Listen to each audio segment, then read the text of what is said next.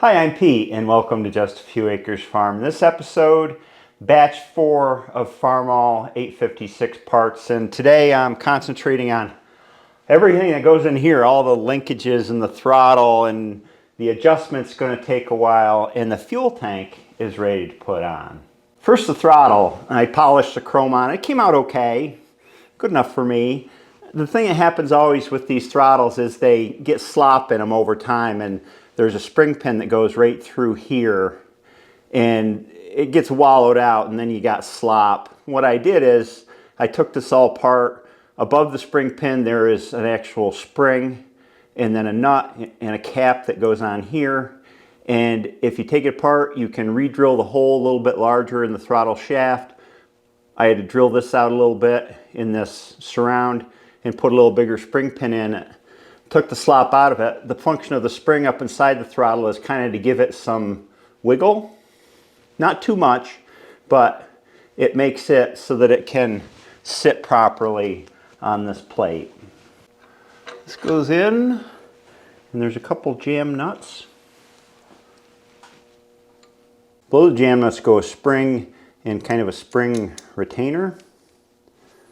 And they go on up here above this plate. And then you can use the jam nuts to adjust the spring compression. And at the end of the shaft is a friction disc, which is just a thick piece of cork. And then the plate, which rides on the friction disc.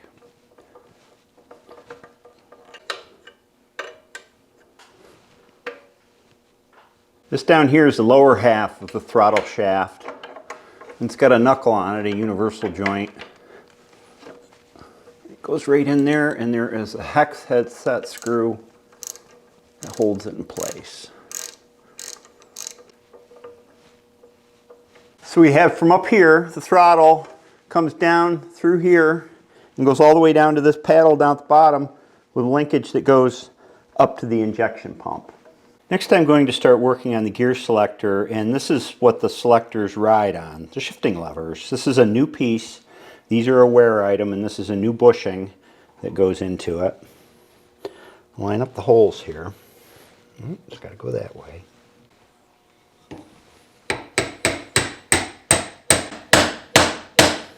It's going to wind up riding on this shaft like this.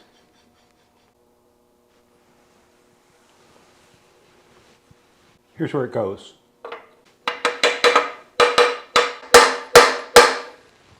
If it's tight, it's right. It's just a friction fit.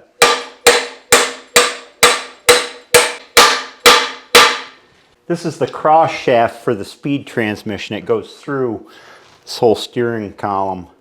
I'm going to grease it up.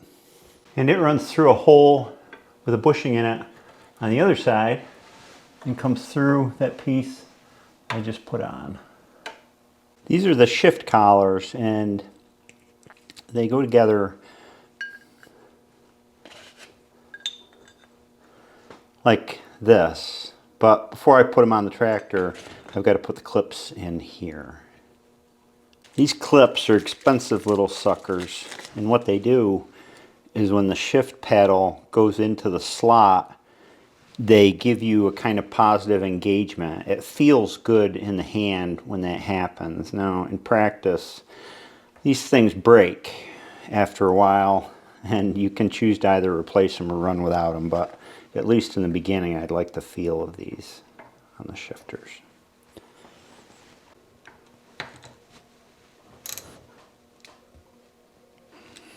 Yeah.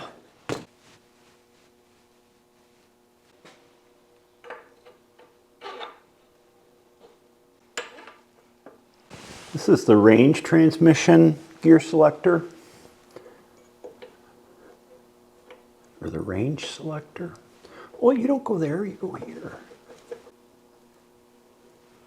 This is a new shoulder bolt. Shoulder bolt just means it's got a wider flange on the top. And the old one was worn, and this was worn in thickness a little bit. So what I did is I just took a file and shaved down the end of the shoulder to make it a little shorter. And now it fits tight. That's one of the waggles in this that you can get, is where this is rotating this way and this way on this bolt. So this tightens it right up. This is the reverse selector. The other one's low, high, neutral. Final handle takes a Woodruff key because it's tied to this cross shaft for the speed transmission. And the handle goes on just like this.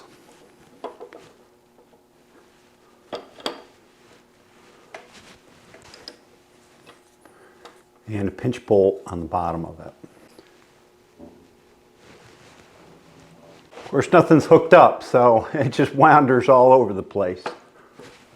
But it shifts nice and tight.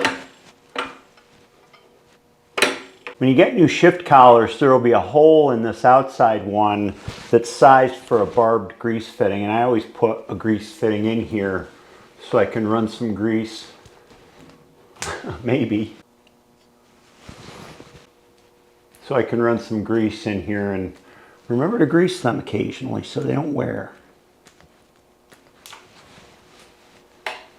Next thing is to put these linkages on. I've got this adjustable kind of ball linkage, and there's 3 of them to connect for the various shifters that go in here, and they're adjustable by spinning them out or spinning them in. And then on top of the range transmission, I have adjustable linkages too. So we got to get everything in sync so that we hit the gear shift at the right spot and it's within the right travel. For each one of these, I'm going to connect one side tight and then leave one side loose so I can take it apart to change the distance later on. And I forgot blue Loctite here. We don't want these loosening up or else they'll wallow out the holes that they go in here, and then you got looseness.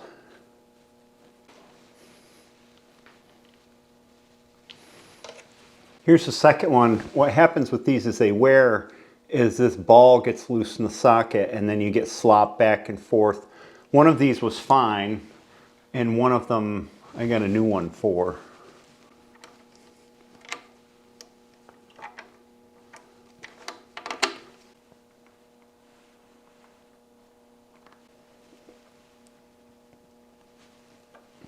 For some reason or another, this one on the speed transmission is a little different. This one's designed, it's got reverse threads on one side so you can just spin it out and adjust it. In fact, you can do that without letting go of or taking off one side or the other to spin it. So you just spin the middle. And that goes from this, which goes down into the speed transmission and is hooked up to the shifters in there, to this cross shaft. It also gets a locking plate that the other ones didn't have on it. I'm going to reuse it.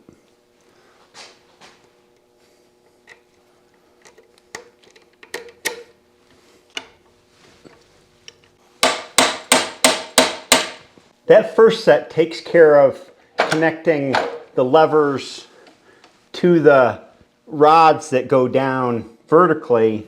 The next step is to hook up these guys, which are the linkages to the range transmission. You can see that down in here. See these 2 paddles here? They're worked by the range lever, and that one's there. And they go back and hook to these 2. The short straight one hooks to the low, high, neutral. And the other one hooks to reverse. I replaced the clevises on the end of each of these, and the new ones are a little bit longer than the old ones, but that allowed me to bring the holes back down to 3/8.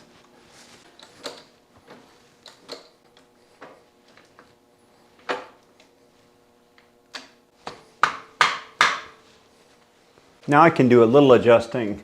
When this reverse collar is engaged, it doesn't line up with neutral in the low, high, neutral. So I can extend this a little bit to make them line up. Straddle the 2 of them. I can line them up.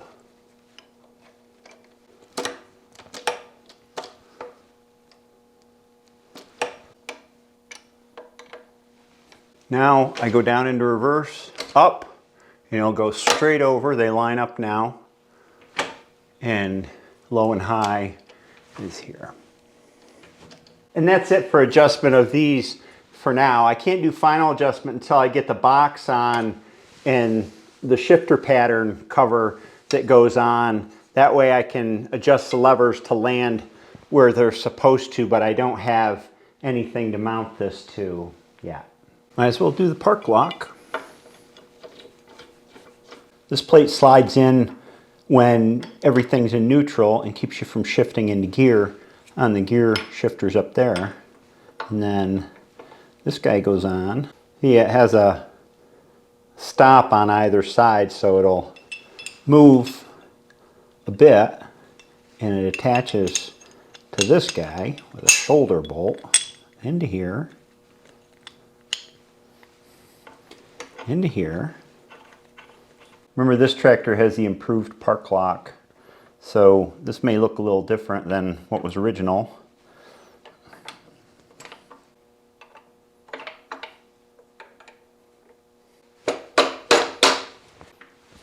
And that's how it works. See how when the levers are in neutral, this thing right here is poking up through these slots.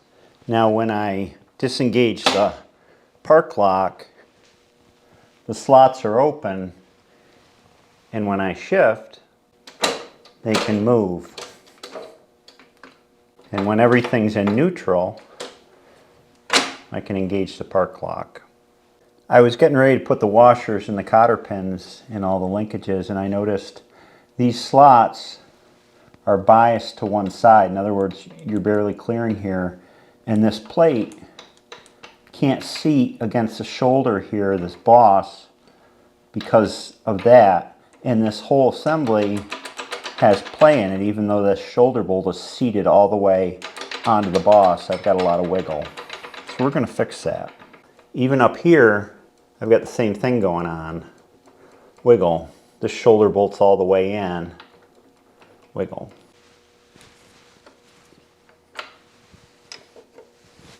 Now you could say, just stick a washer in there to take out the play. See how far proud of the casting that shoulder on that bolt is? It's fairly tight in the hole, but when you get play from side to side like that, it's increased because it's not bearing on this. The reason you can't put a washer in here is if you put a washer in, well, it's got to be exactly the right thickness, and when you tighten it down, you may think that you've eliminated the play, but as you turn it, it's going to work on the threads here and eventually turn the bolt, or bind if you're turning it the other way. What I do is I just take a file and kind of work it around. It takes patience.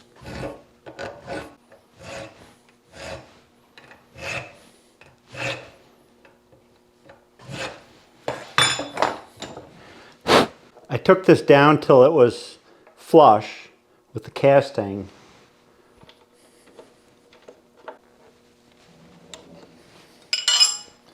And that's what we got now. It's nice and tight. It's got a little wiggle in it. You can't tighten it up too much or you're going to have a hard, it's going to bind on you. But this took a lot of the wiggle out of that lever. And I'm going to do the same thing down here where I got a whole lot of wiggle on this shoulder bolt. That's how bad that one is. There's probably, I don't know, 30-second or so at least, and it wobbles like that. I spent quite a while filing on this to get it just right, and see how tight it is now compared to what it was. There's almost no wiggle. And if I hook it up here,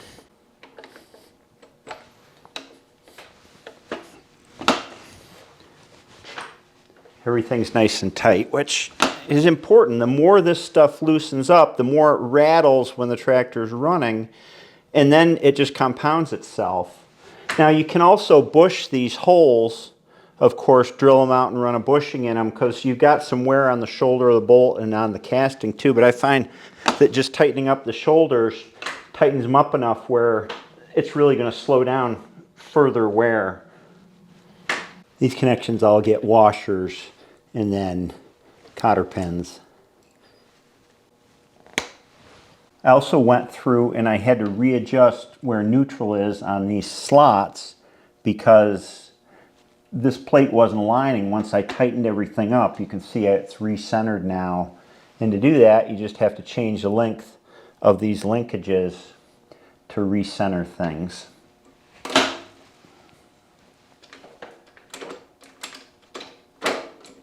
And that's it for these for now until I get further along, and then I can do the fine adjustment and then tighten everything up. Probably won't be till a few batches down the line. I'm going to split this batch of parts into 2 videos because it's tedious work and I'm sensitive to people's attention span as far as dealing with lots of little parts. There's some things I wanted to cover at the end of this video. Questions I get all the time about getting into tractors and restoring tractors. It's a relatively inexpensive hobby compared to some other hobbies, especially if you're working on real common models. Take an International H or an M or say an Alice Chalmers B. Parts are cheap, readily available. The tractors are really resilient, I would say. And so they don't have to be rebuilt perfectly to run well. An A is a good example too, a Farmall A. How did I get into the hobby? About 25 years ago, actually longer than that, I was interested in redoing tractors just as a hands-on activity and because I like to figure out how things work. That's really the root of it, figuring out how things work. But the internet wasn't around back then.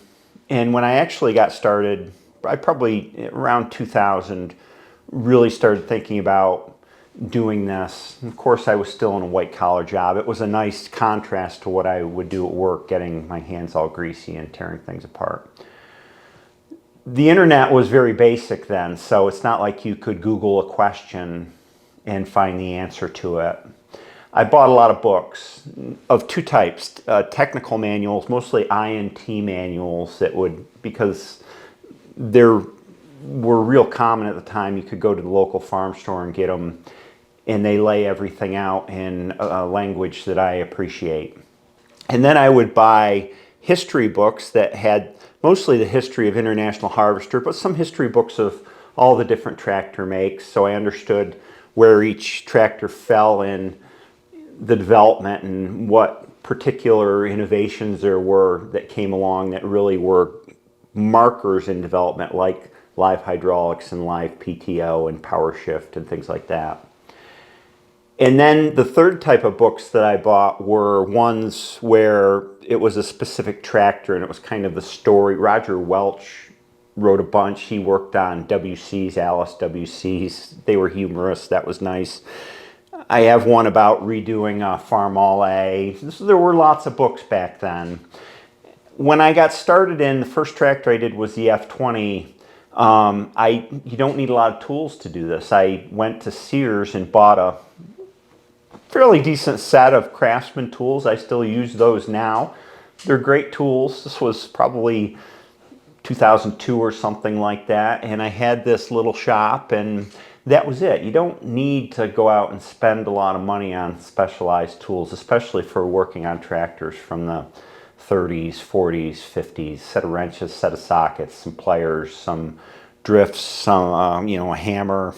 It's real simple. A hoist, this hoist that I run around the shop is amazingly versatile. I haven't run into a task that I need anything else to do it with as far as lifting heavy things. A hoist and a load leveler, you don't really need anything else unless you get into very large tractors. The internet developed while I was going through the first tractors that I did, and I get lots of questions, of course, about I got this specific problem, I got that specific problem, how do you fix it? The simplest answer is Google. Put that question into your search engine, Google, whatever it is, and up will pop usually 3 forums, Ag Talk, Yesterday's Tractors, and Red Power if you happen to be working on internationals. You will find the answer to your question in a forum where a whole bunch of people will weigh into it, and you can look and make a decision for yourself about what works best for you, as far as how perfectionist the answer is, or how much you just need to get by with a simple solution.